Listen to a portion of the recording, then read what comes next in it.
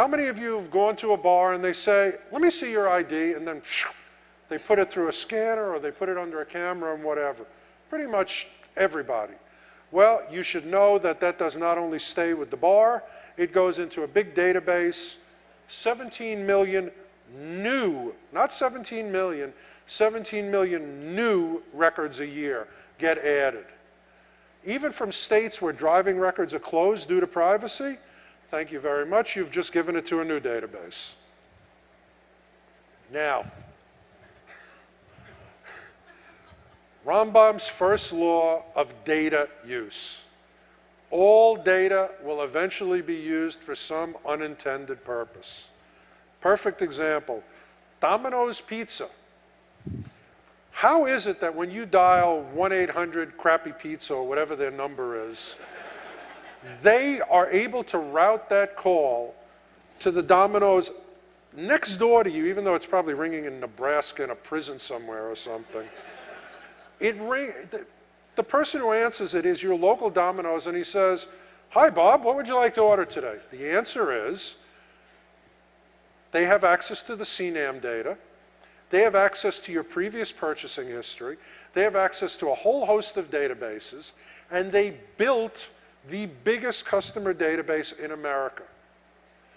Bigger than Walmart's, bigger than Sears, bigger than the car companies. This is the biggest consumer database in America. And let's say you're trying to hide from your ex-wife. Let's say you're trying to hide from the cops. You never think to hide from Domino's. Yeah, this is Bob Jones. I'm at 123 Main Street. Yeah, I'm the guy who always orders, you know, the extra pineapple, double deep dish. Yeah, okay, bring a couple of bottles of soda, see you in 20 minutes. U.S. Marshal Service bought this database, so help me God. This database is now being used to track down felons, so if any of you are wanted, and you've recently ordered Domino's Pizza, move.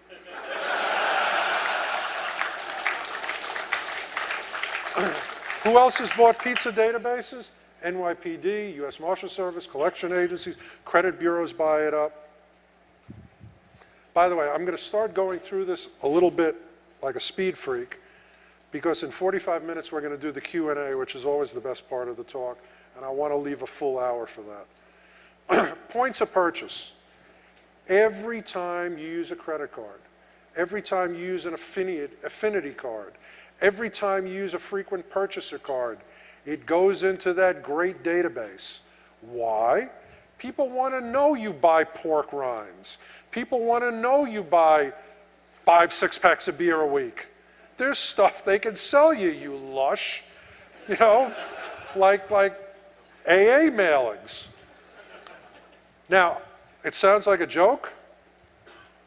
Remember Rambam's first law of unintended data use, or unanticipated data use. Stop and Shop, or Stop and Rob as we used to call it. The supermarket chain decided, hey, we've got all these Stop and Shop affinity purchasers who we know everything they buy and everything they like. And guess what? We know if they eat salty food. We know if they buy a lot of booze. We know if they buy the extra fatty bacon. We're going to sell this to the local HMOs. And the HMOs are going to be able to use it to do underwriting on your premiums. Is it likely this guy is going to stroke out or fall drunk in front of a bus, and we're going to have to give him more medical care? This is good for us to know. So they started a program called, obnoxiously called Smart Mouth.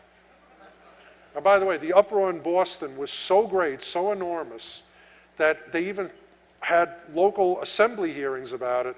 Stop and Shop said, okay, we changed our mind, we won't do it. Perfect example, though, of what's possible. Investigator's Holy Grail number 2. Now it gets scary. Trackers. First thing I want is your photo, so I know it's you when I find you. Second thing I want to do, as soon as I get that photo, is find you. Let's talk about all the ways that I can tell where you are at this moment or where you are at any given moment in time. Well, you use Microsoft, any Microsoft program, you boot up the laptop, you start up the computer.